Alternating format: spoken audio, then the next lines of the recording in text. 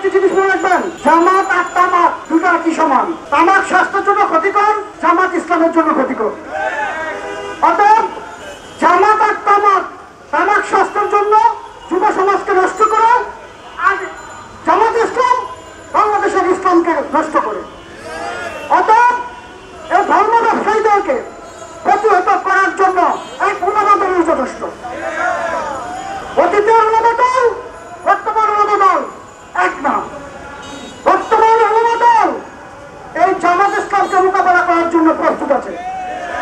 আমরা মনে করি জামাত ইসলামের নেতৃবৃন্দরা নবী করিম সাল্লাল্লাহু আলাইহি ওয়াসাল্লামকে নিয়ে কটূক্তি করেছেন, রোজা এবং পূজাকে একই কাতারে এনেছেন।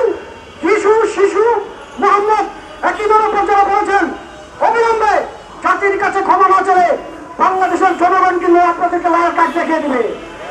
ভোটের রাজনীতিতে যে জান্নাতের টিকিট দিবেন, টিকিটের জান্নাতের মানে হলো একমাত্র আল্লাহ সুবহানাহু ওয়া তাআলা। কোনো ব্যক্তির হাতে কোনো জান্নাতের টিকিট নাই। অতএব এই ভাউতাবাজি ভণ্ডামি ছেড়ে দিয়ে সঠিক সুন্দর একটি নির্বাচনের ব্যবস্থার দিকে আসুন। বাংলাদেশের মানুষ যাকে ভোট দিবে তারাই ক্ষমতা যাবে। ইসলামকে নিরাপদ রাখুন, বাংলাদেশকে নিরাপদ রাখুন।